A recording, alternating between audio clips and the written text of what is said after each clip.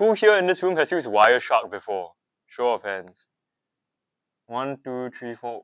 In what context? I.YCEP. Ooh.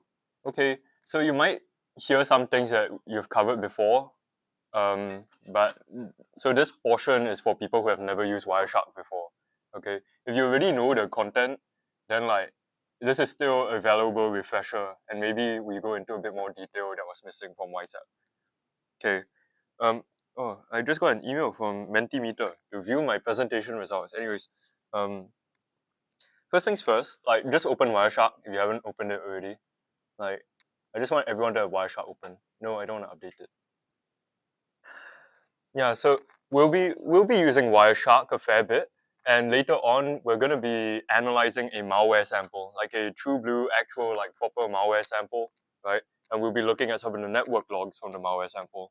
So I really need you guys to follow along for the next few portions, because like I said, if you guys aren't following what I'm doing on the screen, I do not know how to guide you. Okay. Okay, let's start with the basis for network analysis. Whoa, that was almost my words there. Anyways, let's start with the basis for network analysis, right? Network analysis is crucial when we talk about malware analysis and incident response. So incident response in particular, this is a subset of the field which focuses on responding to incidents, right? Basically, someone's computer gets hacked or a company gets infected with a piece of malware, right? After the fact, or like right after infection, a team is deployed to figure out how it happened and why it happened, right? So it makes sense that network traffic and network logs are important aspects of this. So first things first, establishing defenses, right? If from network analysis, we know how malware communicates, what websites it's trying to reach, what things it's trying to do, right? Then we can set up, say, firewalls or maybe block lists, right, to establish some defenses to prevent people from getting hit. Then we have indicators of compromise, right, or shortened to IOCs. So things like IP addresses, right, and these websites are also IOCs. When you see a computer starting to connect to some blacklisted IP address, then you know, why is this person connecting to this website? Maybe they're infected with a virus, right? And understanding how the malware communicates is also crucial because let's say you manage to capture network logs of how the malware is communicating with an attacker. Then you can figure out, what are you clicking around in? Yeah, so understanding how malware communicates with attackers, right? Let's say you have a network log of someone that's been infected and you're not sure what the threat actor has done on their computer. If you are able to decode, decrypt, and analyze how the malware interacted with the computer and what traffic it produced, then you can also get a view of what might have been stolen, what might have been affected, right? The network logs will help to elucidate that. Is everyone, like this point is clear? This point is clear? Okay. So the thing that we have to focus on first before we continue with any network analysis whatsoever is network protocols, right? I'm not going to talk about the OSI model, even though there's a great song about the OSI model on YouTube called OSI Model Song. Either way, you don't need to know about how network layers are constructed because it's a bit complicated. That's yeah. Uh, Instead, we're just going to look at a very high level view of this, high level of abstraction, right? And we're going to talk about the different ways that computers can communicate with one another, right? So some common protocols that we encounter. HTTP or Hypertext Transfer Protocol, what do we use that for? Websites, internet, right? Connecting to websites. SSH, Secure Shell, what do you use SSH for? Connecting to stuff in what way? Connecting to servers, but then to do what? When I connect to a website to view youtube.com, I'm connecting to a server also. But what's notable about SSH? Remote controlling someone's computer is about a degree off from the correct answer, right? It's for remote access to be able to run commands on someone's computer. Anyone want to take an educated guess what FTP is used for? File transfer protocol. You transfer files with it. So Wireshark is a program that lets us analyze internet traffic, and it will automatically parse and identify these various internet protocols for us. So we don't have to look at raw bytes and be like, from these bytes, it looks like I'm looking at HTTP. Wireshark will do that for us, right? Because at the end of the day, most of our traffic is built upon two main protocols, TCP and UDP, right? There's some other ones, but like these are the main ones, right? HTTP, FTP, SSH, everything are built on top of it. TCP is the raw version, right? So similar idea, right? Layers of abstraction. TCP or even lower on the wire on Ethernet, right? Those are the raw bytes are being transmitted, but then you can abstract them into your HTTP packets, your SSH, your FTP packets, so on and so forth. Does this make sense to everyone? So first and foremost, I just want you guys to observe your own network traffic for a bit. When you open Wireshark, down here at capture, can everyone see Wi-Fi? Everyone should be able to see Wi-Fi as an option. You just double click on it, right? When you double click on it, you should see a bunch of stuff start to come out, right? This is your own network traffic. So this is from your computer communicating with all the other servers on the internet, right? All the traffic that's coming out. So right now we see a lot of TLS. TLS is the protocol that is used for HTTPS or for secure website access, right? And then let me do something. Let me open a YouTube video. Okay. So I'm just going to demonstrate here lah, right? I'm going to open YouTube. When I open YouTube, you can see there's also a flood of requests on DNS, right? Then suddenly I'm now filled with a lot of quick QUIC, right? Like just now we were looking at a lot of TLS and TCP. Now we're seeing a lot of QUIC. If I play a YouTube video like this one, right? You can see most of the packets are now being dominated by QUIC rather than TLS and TCP. So I'm gonna stop it now. This is the network capture of all the traffic that we just created just now. So if I pass this file to someone and they have a way to decrypt and decode the data that's captured inside, then they'll know that I opened YouTube. They'll know that what video I clicked on, so on and so forth, right? Does this make sense to everyone? The idea of capturing network traffic. So first thing that we're going to try is we're going to analyze some network traffic from unencrypted HTTP. Right? Remember, HTTP is for handling websites. Now, like I said, some of you might already be familiar with navigating Wireshark, but I'm here to teach the people who haven't touched it before, right? So just follow along, right? So that we are all on the same page. First and foremost, okay, let me delete these two items. You should have http example.pcap. So from your day 2 materials, go to pcaps, then http, then you should see http example.pcap. Does anyone see this? Okay, you should be able to drag and drop it into Wireshark and it should just open up. So some components that I want you guys to look at first, right? First things first, the number over here is the sequence number. So packets must come in an order, right? Obviously, it's incremental, but sometimes some packets can be missing from a capture. But usually, it's just 1, 2, 3, 4, 5, 6, 7, 8, 9, 10, 11, 12, so on and so forth, right? Next thing to take note of is source and destination. This is an IP address. Everyone knows what an IP address is? Okay, anyone know what an IP address? Okay, someone tell me their conception of what an IP address is. What's an IP address? Okay, decent answer. So an IP address, similar to your home address or literally any address, right, is a unique, well, usually unique identifier of where something is located, right? So your computer has an IP address. Every server that you connect to has its own IP address, right? A lot of these packets are coming from your computer to somewhere else and from somewhere else back to your computer, right?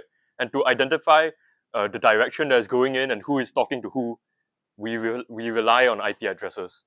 Next thing to note, protocol. So like I said, most communications online are built on top of TCP or UDP, right? And the protocol that we will see here is HTTP, right? Then there's some auxiliary information that's relevant to us, right? Like the length of the packet, right? The size of the packet, and then a bit more information. Does anyone know what these numbers are? Take a guess. Port numbers, right? What's port 80 usually? Usually for HTTP, yes, correct. So these are the ports that we're communicating on. Next thing that I want you guys to notice is when you select a HTTP packet, right? Down here, it's able to identify that it's HTTP, right? It says in full that it's Hypertext Transfer Protocol. And when you select it, it will show the relevant data, it will highlight the relevant data that corresponds to the actual HTTP packet. So is everyone able to see this, like down here? You'll see it says HTTP, and then you'll see a hex dump, and then in the hex dump, you'll see some stuff corresponding to HTTP. Yes. So you'll notice this is a GET request, right? Anyone know what a GET request is? Who took web? To retrieve from the server, right? Retrieve a resource from the server. And then over here, what you can notice, if I expand out HTTP at the bottom, right? And there's a GET request. If I scroll down, it will tell me that my request was made in packet number 7. My response is received in frame number 11 down here. So you can double click on frame 11, and then you can see what the server has responded with for the content of the HTTP request. And in this case, you can see HTML inside the Wireshark output. Is everyone able to see this? Can? Okay. And then again, you can see a request, a GET request for another resource, this time around pic.png. And then same thing, you can see the response in frame 22. You double click there, and this is the data response. Okay, so it's a bit intractable to constantly have to click on packets and then read the raw bytes. So instead, when it is a simple enough protocol like HTTP, you can follow. So in Wireshark, for the people who already have experience with this, like you should be familiar, you just right click, and then you can do follow. Where's follow? Follow HTTP stream. So I want everyone to do this, right? Just right click packet, follow HTTP stream, and then you can see all of the stream information. So the GET request is in red, and the response is in blue. So the request from the client is in red, the response from the server is in blue. The request from the client is in red, the response from the server is in blue, right? And in this big blue response for the last bit, we made a request for pic.png, and are you guys able to see the file magic inside the response? What's the file magic? PNG. Why? Because we requested for a PNG image, right? So we know that there's a PNG image somewhere in this network traffic. But the thing is, you can't just view a PNG image like this, right? Neither can you just take this, copy paste it into Notepad, save as a PNG and expect it to work. So thankfully, Wireshark has a built-in feature that allows us to export any objects that it has identified inside the network trace. Guys. So knowing that it transmits HTML and knowing that it transmits a PNG inside this network trace, we can export both the HTML and the PNG through Wireshark. So you go to File, then you can export objects, and then HTTP, because we know it's HTTP. And you can see these are the files that's identified that were being transferred over HTTP. A HTML page, pic.png, and a favicon, by the favicon 404. So we can save all of these, right? The first object, text HTML, we can save it to a folder. So I'm just going to save it to my I.YCEP folder, if I can find it. So the first one is a HTML file, so I'll just rename it to be like index.html. And then if I go over to my folder, I should see index.html. I can open it in Firefox, and I can see that this is the page that was transmitted. However, the image file is missing. That's because we didn't export the image file as well. So if you go back to Wireshark, go to the second object, right? That's a PNG file, pic.png, save, and save it. So you should get pic.png. Then if you refresh index.html, you should be able to see the image file that we exported, right? Everyone should be able to see highroadie.png on their screen. Next example. So next example that we're going to talk about, encrypted networking. So that's the thing. What we looked at just now was raw HTTP, which is not common nowadays. If you try and visit a website that only has HTTP, usually your phone or your laptop will be like, "Oi, this is not secure." Why isn't it secure? Because back in the day, and by back in the day I mean like maybe at most 15 to 20 years ago, right? People could just sit at cafes with Wi-Fi scanners, then they just sit and listen to people's Wi-Fi traffic. And because everything was unencrypted, people just did things over raw HTTP.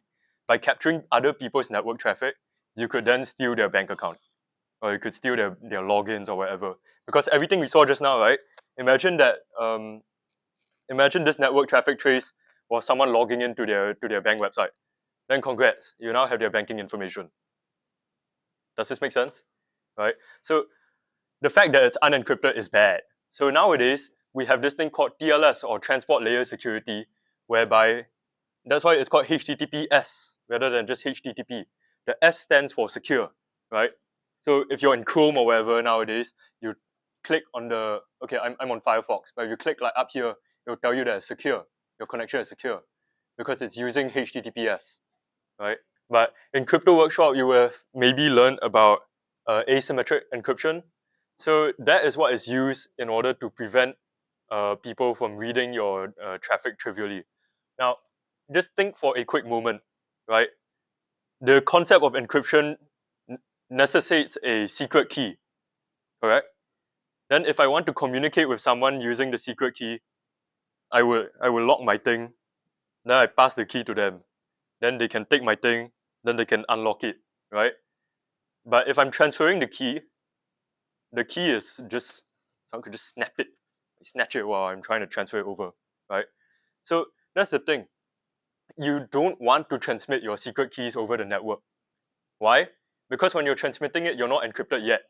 So people can just read it. Then all your subsequent encrypted traffic, they can just decrypt it because you transmitted the key while they were still looking. Okay, does that make sense? Okay, can. But that's the thing. If you have the keys, you can decrypt it, right? So this is going to be example number 2, right? I want you guys to go to the TLS folder, right?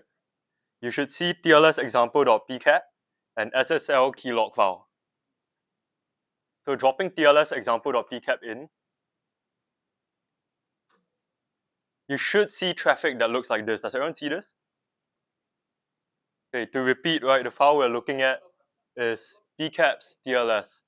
By the way, if there's anything in this bar, right, this filter bar, delete it out and then hit enter again. Make sure this is blank. If not, it won't display everything. Okay, so what we can see here is that all the traffic says TCP, TLS, TLS, TCP like that, right? So there's nothing that we can really read. Okay, something that I do want you guys to notice first is at the very start, client hello and server hello, right? This is called a handshake.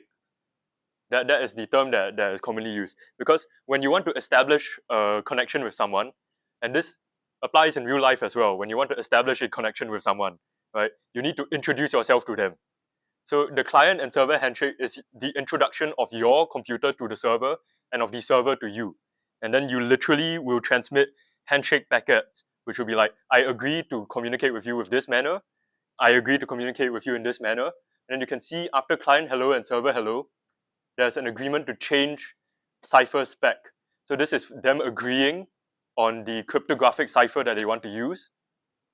And subsequently, all of the communications over TLS, if you highlight the TLS bytes, all of these bytes look like junk. They look like junk because they're encrypted. This makes sense to everyone? Anyone that don't understand so far? Can? Okay. So it's something that we can do, however, because I control the computer that I use, right? And obviously, when I'm using like Firefox and I connect to a website that's HTTPS secured, it decrypts it somehow so that I can actually view the website. So there is a way to get the decryption keys. And very conveniently, we have given you the decryption keys here in this file called SSL keylog file. So I'm going to show you guys how to load in decryption keys, right? So mind you, remember this is specifically for TLS, right? Because it is a known protocol, it is a known format. So Wireshark has tools in place to help to decrypt TLS in particular. So if we go to edit, then preferences, okay? Then under preferences, go to protocols and open it up. You should see a lot of things come out. Then when this comes out, right, go all the way down to TLS. Once you're here, these check marks, right? All these check marks, just check. Make sure they're all checked. Then go down to the last one. free master secret key log file name, right? Then over here, browse. Then select the SSL key log file from the folder, the same folder as the PCAP. So SSL key log file, right? Select this file. So once it's in, then just click apply. Click apply and then click OK. After applying, right, immediately you should see a change, right? What change do we see inside the packet? So you should be able to see HTTP at this point as a protocol that now shows up. This is because the TLS traffic has now been decrypted, and Wireshark has immediately identified in the decrypted traffic that there's HTTP. So now that we know there's HTTP, same thing, we can follow the conversation, right, the HTTP stream, and we can see there's a request for file.png and then some reply with the file.png. So apply what you learned 5 minutes ago and export the PNG yourself. So everyone should be able to extract file.png themselves, which should be a picture of a cat.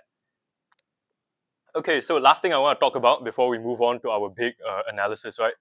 Masquerading of traffic.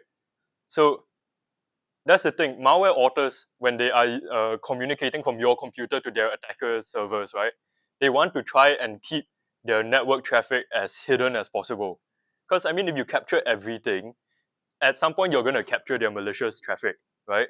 And you don't want people to just trivially be able to look at it and be like, hey, this part look a bit sus, yeah. Then from there they can just be like, oh, that's the malicious traffic, right?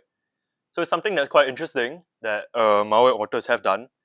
They would use really common protocols. So they won't just come up with custom protocols over TCP. They'll use existing protocols, or they would hide their communications through legitimate sites to evade detection. So take, for example, Telegram, right? There's some malware that sends its data from a computer back to the attacker over Telegram.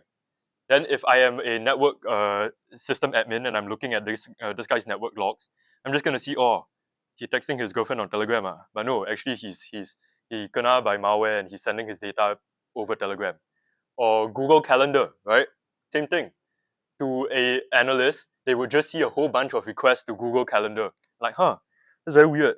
This guy likes setting a lot of to-do tasks. His schedule very packed. But actually it's the malware sending information over Google Calendar back to the attacker, right?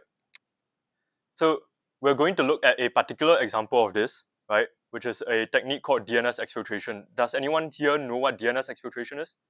Was this covered in I.YCEP? No, right? Okay, so then this example will be novel and new to you all. That's great. Okay, let's start. Okay, so first and foremost, I want you guys to drop sample PCAP into Wireshark, and I want you guys to just take a gander at all the traffic that exists there, right? So let me full screen this actually, so that it's a bit easier to see. Make sure my audio is still in. Okay. So this is a more complete network capture, and you can see inside here there's a lot of requests: TCP, DNS, TLS v1.2, so on and so forth, TLS, etc., right? So this is a very thorough, very long network log. So it'd be very hard to analyze what exactly is going on here if we're not like focused on what analysis is. Okay, can someone point out if there's any suspicious looking responses or requests that are being made? Right, just shout it out if you see anything weird. Okay, neighbor solicitation and advertisement are normal things, unfortunately. ICMP. Who has this IP where?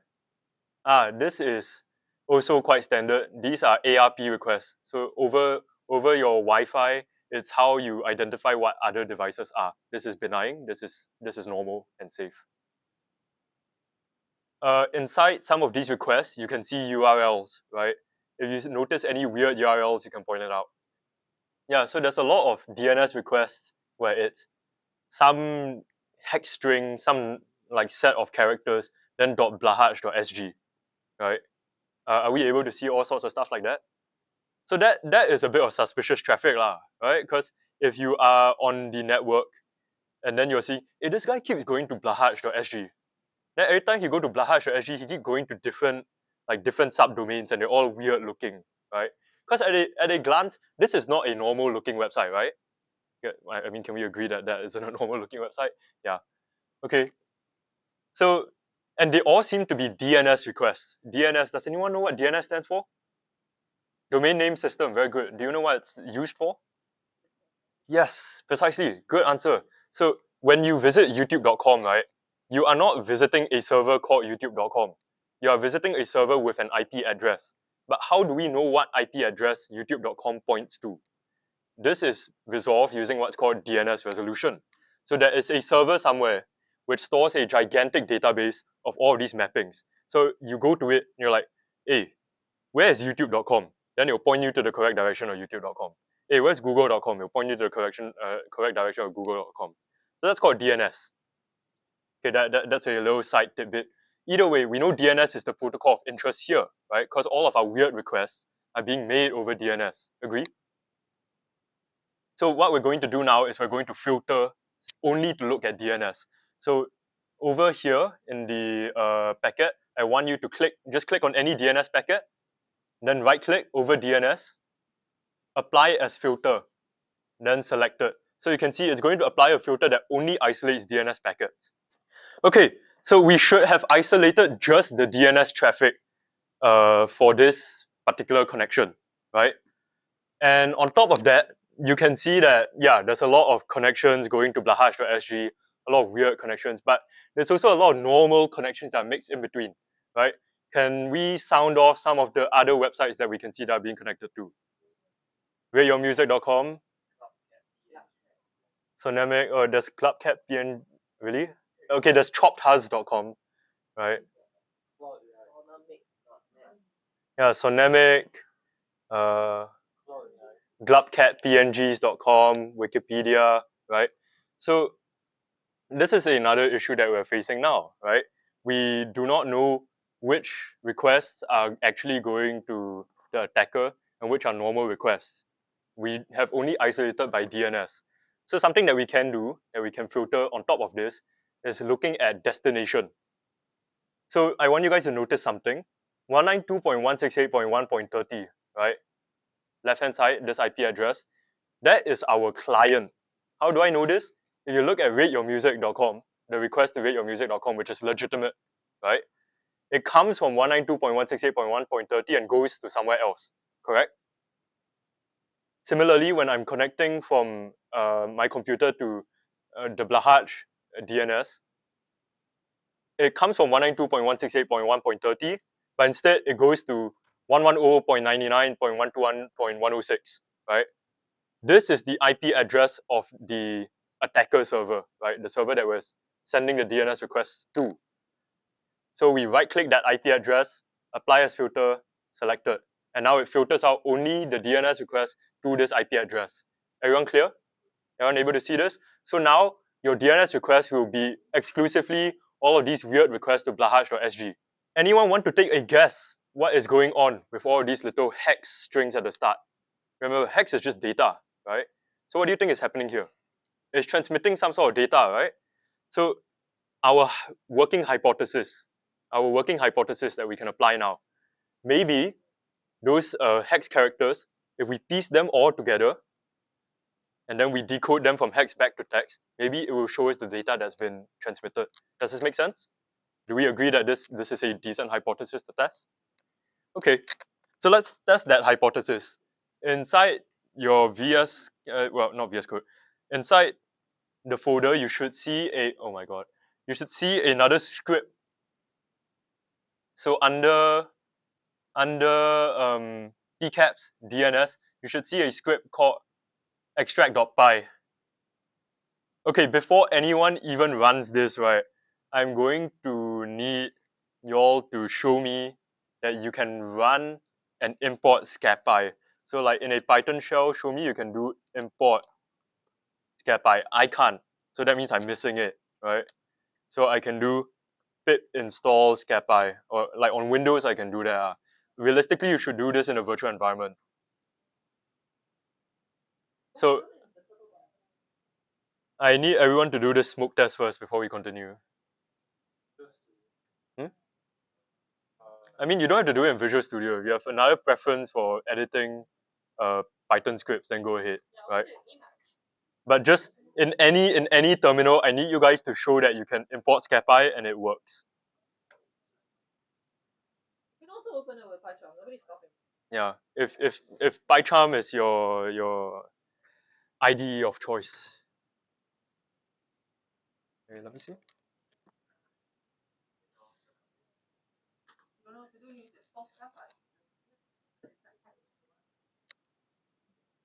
Well, What are you installing now?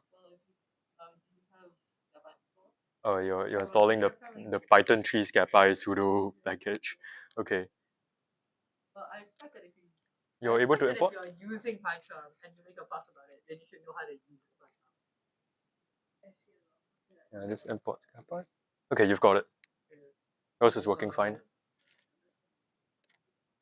No, in Python. So open a Python shell, Python 3,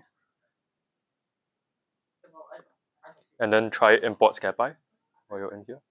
Just hit enter a few times. Import scapy. Perfect. This whole table can? Yeah. Yeah. I don't think you can. Okay, so anyone seeing an error when they import scapy or can? No.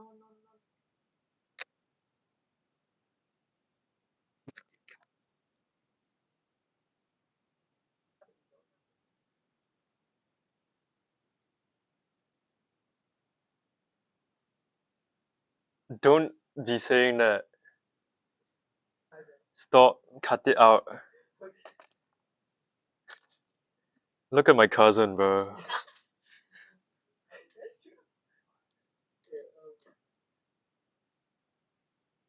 Guys, fun factoid. Do you know that?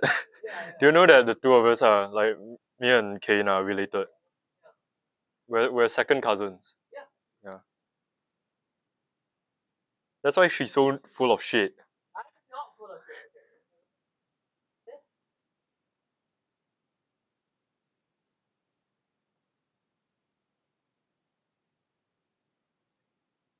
Wait. Are you doing this in WSL? Yeah. Are you doing it in Ubuntu or on his BusyBox WSL? Yeah, you have to open Ubuntu first.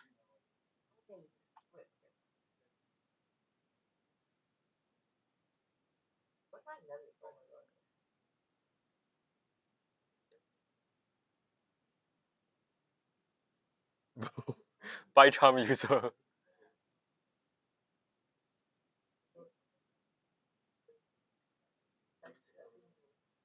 Yeah, I'm gonna pause the recording because this is taking longer than expected. Everyone should have scapy installed now, right? So I want you guys to look at the script under DNS extract.py.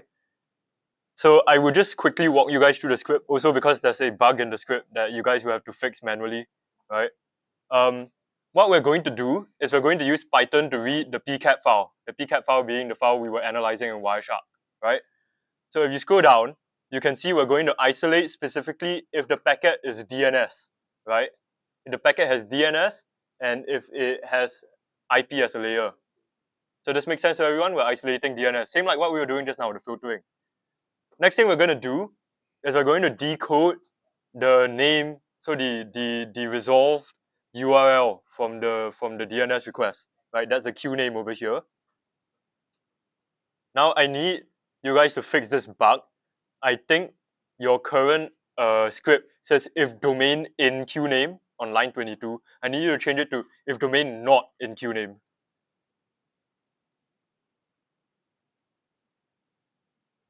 So everyone need to make this change first. If not, the script won't work.